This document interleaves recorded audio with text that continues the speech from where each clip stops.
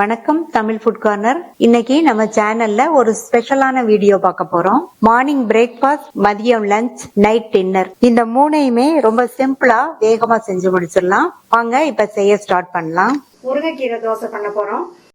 2 cup dosa மாவும் 1 கைப்பிடி அளவு கிளீன் பண்ண முருங்கைக்கீரையை எடுத்து வச்சிருக்கேன். அதுக்கு இந்த பேன்ல 2 டீஸ்பூன் தேங்காய் எண்ணெய் சூடானதும் அதுல ஒரு பச்சை மிளகாவை கீரி சேர்த்துக்கங்க. கூடவே ஒரு பூண்டு, இந்த பூண்டு பச்சை மிளகாய் ரெண்டையும் லைட்டா வதக்கி விட்டுட்டு கிளீன் பண்ணி வச்ச 1 கைப்பிடி அளவு முருங்கைக்கீரையை இதுல சேர்த்துட்டு கீரையை அரை நிமிஷத்துக்கு எண்ணெயிலேயே வதக்கி விட்டுக்கங்க. இப்ப கீரை வதங்கிடுச்சு. இது கூட ஒரு 10 போல மிளகு, அரை டீஸ்பூன் சீரகம் சேர்த்து மறுபடியும் லைட்டா வதக்கி விட்டுட்டு ஸ்டவ் ஆஃப் பண்ணிடலாம். நல்லா ஆறிடுச்சு. மிக்ஸி ஜார்ல சேர்த்தாச்சு. இது கூட 4 சின்ன வெங்காயம் சேர்த்து கொஞ்சமா தண்ணி சேர்த்து இதை நல்லா நைஸா அரைச்சிக்கலாம். நல்லா நைஸா அரைச்சாச்சு. இதை நம்ம எடுத்து வச்ச தோசை மாவோட சேர்த்துக்கலாம்.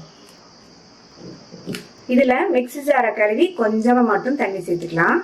தோசை மாவுல ஏற்கனவே உப்பு இருக்கும். இப்ப நம்ம அரைச்ச இந்த விழுதுக்கு மட்டும் கொஞ்சமா உப்பு சேர்த்துட்டு இதை நல்லா ஒரு தடவை கலந்து கொடுத்துக்கலாம்.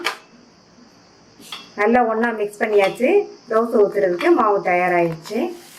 தோசைக்கல் போட்டு சூடாகிடுச்சு. ஒரு ட்ராப் எண்ணெய் விட்டுட்டு நல்லா இந்த மாதிரி தொடச்சி விட்டுட்டு தோசை ஊற்றிடலாம். ரெடி பண்ணி வச்ச மாவை நல்லா ஒரு தடவை கலந்து விட்டுட்டு ஊற்றிடலாம். உங்களுக்கு எந்த திக்னஸ் வேணுமோ அந்த திக்னஸ்க்கு ஊற்றிக்கோங்க. நான் வந்து மெல்லிசா விடுறேன். இந்த மாதிரி மெல்லிசா விட்டோம்னா குழந்தைங்க வந்து விரும்பி சாப்பிடுவாங்க. அடுத்து தோசையை சுத்தியும் தோசை மேலையும் கொஞ்சமா எண்ணெய் சேர்த்துக்கலாம். நான் வந்து நல்லெண்ணெய் சேர்த்திருக்கேன். இதுக்கு பதில் நீங்க நெய் விட்டாலுமே ரொம்ப நல்ல வாசனையா டேஸ்டா இருக்கும். நீங்க எது வேணாலும் விட்டுக்கங்க. இப்ப மூடி போட்டுடலாம். ஒரு சைடு வெந்ததுக்கு அப்புறமா திருப்பிக்கலாம். இப்ப தோசையை திருப்பி போட்டுடலாம். இந்த முருங்கைக்கீரை தோசை ஒரு ஹெல்த்தியான தோசை. கீரை சாப்பிடாதவங்களுக்கு இந்த மாதிரி நம்ம செஞ்சு கொடுத்தோம்னா விரும்பி சாப்பிடுவாங்க. இப்ப அந்த சைடு வெந்துருச்சு. தோசையை எடுத்துடலாம். நல்ல மொறு மொறுன்னு டேஸ்டான ஹெல்த்தியான முருங்கைக்கீரை தோசை ரெடி ஆயிடுச்சு. தேங்காய் சாதமும் காலிஃபிளவர் உருளைக்கிழங்கு கறியும் இப்ப எப்படி பண்றதுன்னு பாக்கலாம். இந்த குக்கர்ல 1 கப் பச்சரிசி சேர்க்கிறேன். தேங்காய் சாதத்துக்கு பச்சரிசி நல்லா இருக்கும். இத குக்கர்ல சேர்த்துட்டு வாஷ் பண்ணிட்டு வந்துடலாம். வாஷ் பண்ணிட்டு இதுல 1க்கு 2 கப் தண்ணி சேர்க்கணும். தேவையான அளவு உப்பு, 1 டீஸ்பூன் எண்ணெய் சேர்க்கிறேன். எண்ணெய் சேர்த்தோம்னா சாதம் நல்லா உதிரா இருக்கும். நல்லா மிக்ஸ் பண்ணி விட்டுட்டு மூடி போட்டுடலாம். ஸ்டீம் வந்ததுக்கு அப்புறமா வெயிட் போட்டு ஸ்டவ் சிம்ல வச்சிருங்க. சிம்லயே 8 நிமிஷம் வேகட்டும். அப்பதான் சாதம் உதிரா இருக்கும். ஸ்டீம் வந்ததுக்கு அப்புறமா வெயிட் போட்டு சிம்லயே 8 நிமிஷம் வெந்துருச்சு. சாதம் குழையாம கரெக்டா வெந்திருக்கு. இந்த மாதிரிதான் இருக்கணும். இப்ப இத ஒரு அகலமான பிளேட்டுக்கு மாத்தி ஆற விட்டுறலாம்.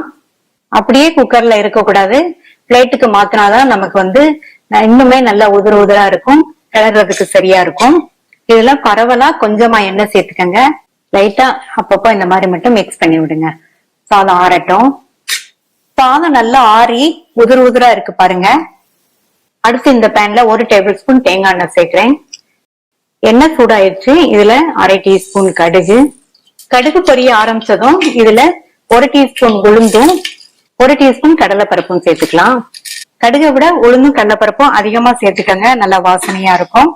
லைட்டா மிக்ஸ் பண்ணி விட்டு இதுல 10-12 முந்திரி சேர்க்கிறேன். முந்திரிக்கு பதில் நீங்க வேர்க்கடலை சேர்க்கறதுனாலும் சேர்த்துக்கலாம். பருப்பும் பொன்னிறமா வறுபட்டுச்சு. நம்ம சேர்த்த முந்திரியுமே வறுபட்டுச்சு. அடுத்து இதுல கறிவேப்பிலை, 4 கட் பண்ண பச்சை மிளகாய் சேர்க்கிறேன்.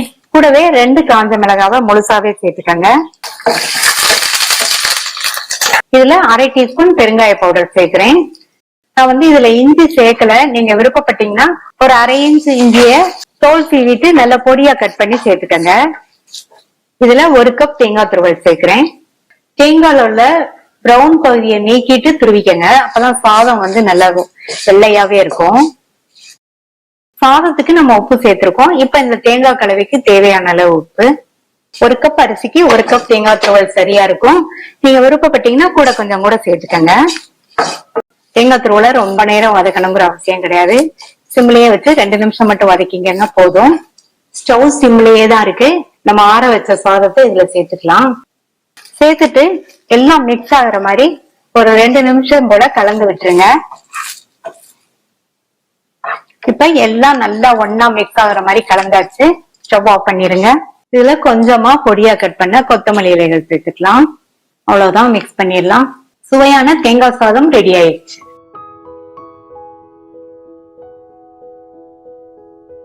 காலிஃபிளவர் உருளைக்கிழங்கு கறி பண்ண போறோம். 300 கிராம் காலிஃபிளவரை கல்லுப்பு கலந்த தண்ணியில 5 நிமிஷமா போட்டு வச்சிருக்கேன். இந்த மாதிரி பண்ணோம்னா காலிஃபிளவர் நமக்கு சுத்தமாயிரும். காலிஃபிளவரை இந்த மாதிரி மீடியம் சைஸ் பீசஸா இருக்கிற மாதிரி கட் பண்ணிக்கோங்க. 1/4 கிலோ உருளைக்கிழங்கு கியூப்ஸா கட் பண்ணி உப்பு கலந்த தண்ணியில கருத்து போகாம இருக்கிறதுக்காக கட் பண்ணி சேர்த்திருக்கேன். இந்த பேன்ல தண்ணி விட்டு நல்லா கொதிச்சிட்டு இருக்கு. இதுல 3/4 டீஸ்பூன் டேபிள் சால்ட், 1/4 டீஸ்பூன்ல பாதி மஞ்சள் தூள் சேர்த்திருக்கேன். தண்ணியில கட் பண்ணி போட்ட உருளைக்கிழங்கு இதுல சேர்த்துட்டு அடுத்து கட் பண்ண காலிஃபிளவரையும் சேர்க்கிறேன். நல்லா மிக்ஸ் பண்ணி விட்டுட்டு மூடி வச்சிருங்க. காலிஃபிளவர் உருளைக்கிழங்கு ரெண்டுமே பாதி அளவுக்கு வெந்து வரட்டும். பாதி அளவுக்கு வெந்து வர்றதுக்கு 5 to 6 நிமிஷம் ஆகும். இடையில கலந்து விட்டுக்கங்க. இந்த மிக்ஸி ஜார்ல கட் பண்ண 2 பெரிய சைஸ் தக்காளியும் கூடவே 2 பச்சை மிளகாவையும் சேர்த்துட்டு தண்ணி சேர்க்காம பேஸ்ட் மாதிரி அரைச்சுக்கலாம். இப்ப 5 நிமிஷம் ஆயிடுச்சு. காலிஃபிளவரும் உருளைக்கிழங்கும் பாதி அளவு வெந்திருக்கு. இப்ப உருளைக்கிழங்கையும் காலிஃபிளவரையும் தண்ணிய வடிச்சிட்டு தனியா எடுத்து வச்சிருங்க. வேக வச்ச தண்ணிய வேஸ்ட் பண்ணிடாதீங்க, கொஞ்சம் இருக்கட்டும். அதை நம்ம கறி பண்ணும்போது சேர்த்துக்கலாம். இந்த பேன்ல 2 டேபிள் ஸ்பூன் எண்ணெய் சேர்த்து சூடானதும் 1/4 டீஸ்பூன் சீரகம், 1/2 டீஸ்பூன் சோம்பு சேர்த்து நல்லா பொரிய விட்டுருங்க. பொரிஞ்சதும் இதுல கொஞ்சமா கருவேப்பிலை இலைகள், ஒரு மீடியம் சைஸ் பெரிய வெங்காயத்தை நல்லா பொடியா சாப் பண்ணி சேர்த்திருக்கேன். வெங்காயம் 1 நிமிஷம் போல வதங்கினதும் இதுல 1/2 டேபிள் ஸ்பூன் இஞ்சி பூண்டு விழுது சேர்த்து பச்சை வாசனை போக 2 நிமிஷத்துக்கு வதக்கிக்கலாம்.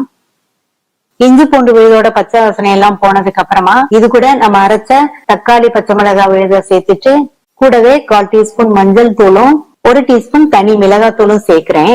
நம்ம தக்காளி விழுது அரைக்கும் போது 2 பச்சை மிளகாய் சேர்த்து அரைச்சிருக்கோம். அதனால இந்த அளவு காரம் சரியா இருக்கும். இது கூட 2 டீஸ்பூன் மல்லித்தூள், 1/4 டீஸ்பூன் மிளகுத்தூள், 1/4 டீஸ்பூன் கரம் மசாலா தூள் சேர்த்துட்டு தேவையான அளவு உப்பு சேர்க்கணும். காலிஃபிளவரும் உருளைக்கிழங்கும் வேக வைக்கும் போது உப்பு சேர்த்தோம். இப்ப இதுல 1/2 டீஸ்பூன் டேபிள் சால்ட் சேர்க்கிறேன். தேவைப்பட்டா அப்புறமா செக் பண்ணிட்டு சேர்த்துக்கலாம். இப்ப நல்லா கலந்து விட்டுங்க. மசாலா தூளோட பச்சை வாசனை எல்லாம் போய் ஓரங்கள்லாம் எண்ணெய் பிரிஞ்சு வரட்டும். மசாலாவோட பச்சை வாசனை எல்லாம் போயிடுச்சு. இது கூட நம்ம வேக வச்ச காலிஃபிளவர் உருளைக்கிழங்கு சேர்த்துட்டு கூடவே காலிஃபிளவர் உருளைக்கிழங்கு வேக வச்ச தண்ணியில 1/2 கப் மட்டும் சேர்க்கிறேன். நல்லா கலந்து விட்டுருங்க. மூடி வச்சிடலாம். காலிஃபிளவரும் உருளைக்கிழங்கும் நல்லா ஃபுல்லா வெந்து வரட்டும். வெந்துட்டு இருக்கும் போது ஸ்டவ் மீடியம் ஃபிளேம்ல வச்சிருங்க. இடையில அப்பப்போ ஓபன் பண்ணி பார்த்து கலந்து விட்டுக்கங்க. இப்ப காலிஃபிளவர் உருளைக்கிழங்கு ரெண்டுமே நல்லா ஃபுல்லா வெந்துருச்சு. கடைசி அதுல பொடியா கட் பண்ண கொத்தமல்லி இலைகளை சேர்த்து ஸ்டவ் ஆஃப் பண்ணிடலாம். சுவையான காலிஃபிளவர் உருளைக்கிழங்கு கறி சூப்பரா ரெடி ஆயிடுச்சு.